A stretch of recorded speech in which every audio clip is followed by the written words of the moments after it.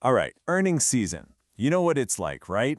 It's this quarterly flood of numbers, press releases, and let's be honest, a ton of jargon.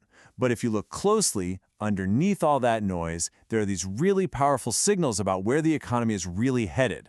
So today, that's what we're going to do. We're cutting through all the static to bring you the 5 biggest, most important trends that define the first quarter of 2025. So here's the game plan. We're going to kick things off with the incredible AI gold rush and see how it's bumping up against the new reality of global trade. Then, we'll dive into how those two massive forces are creating this split-screen economy for all of us, for consumers. From there, we'll zoom right into a high-stakes battle raging in healthcare, before wrapping up with the playbook corporations are using to, well, survive in this pretty complicated world. Okay, let's dive right in. Our first trend. It's less of a trend and more like a rocket launch.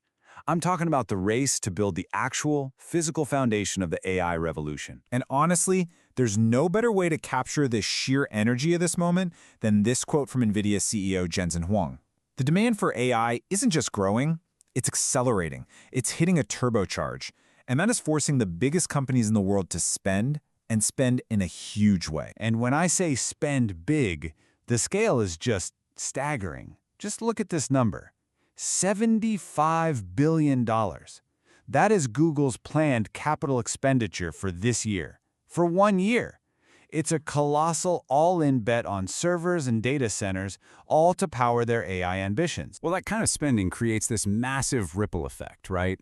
When a giant like Google opens its wallet, a shockwave just blasts through the entire supply chain. And you can see it right here. Look at a company like Broadcom.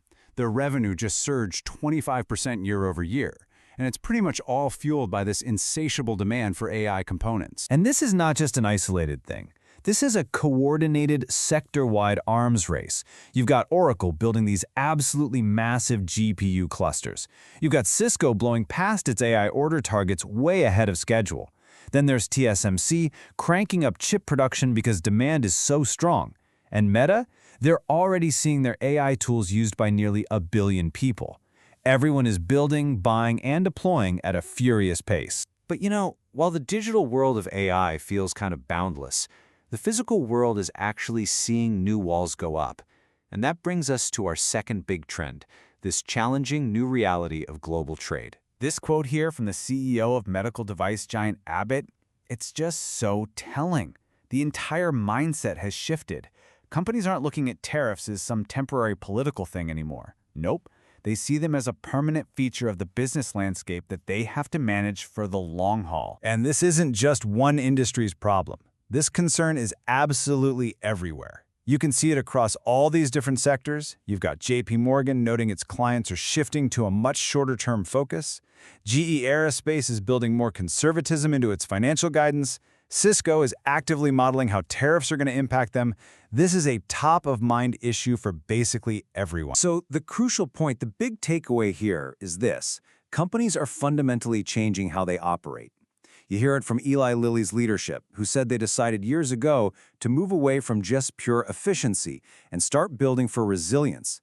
It's not just about finding the lowest cost anymore. Now it's about security. It's about redundancy.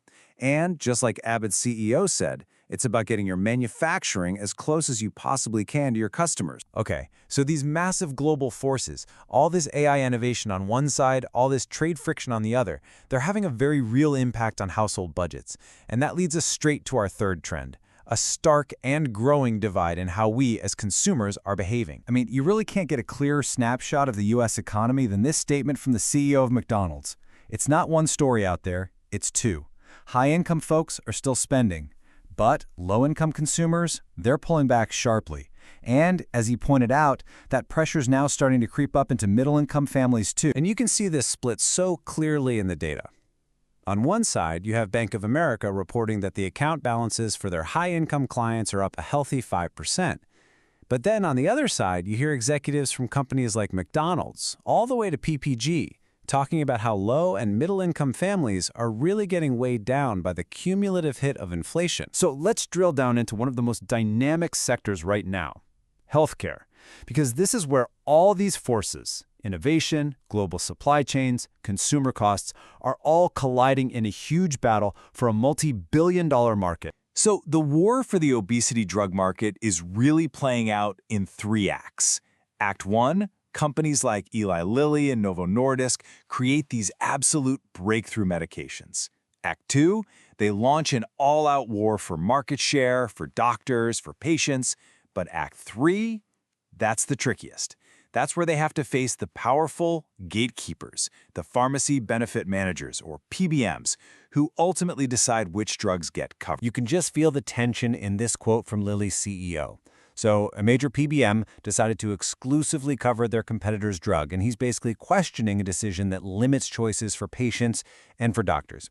It's a really high-stakes chess match with billions and billions of dollars on the line. And this number right here, this shows you just how incredibly high those stakes are.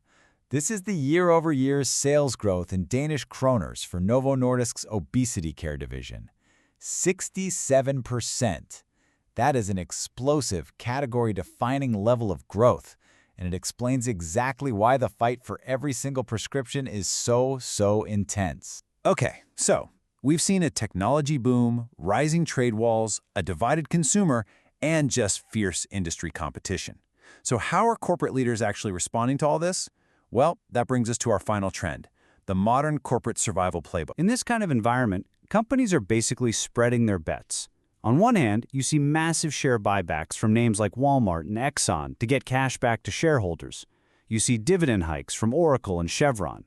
But at the same time, you see these huge investments in the future, like AbbVie's R&D spend and Google's CapEx, right alongside a super sharp focus on efficiency and cost controls at companies like SAP. So the crucial point is this. When the big picture, the macro environment, is this uncertain, you have to focus inward. You double down on the operational efficiencies you can actually control. You invest in the core innovations that are going to secure your future, and you reward the shareholders who are sticking with you for the ride.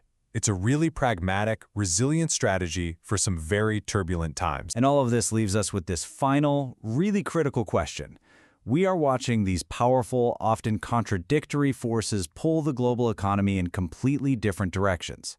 You've got the boundless, deflationary promise of AI on one side and the constrained, inflationary pressure of trade friction on the other. How these two forces balance out, how they resolve themselves, that is going to be the story that defines our economy for years to come.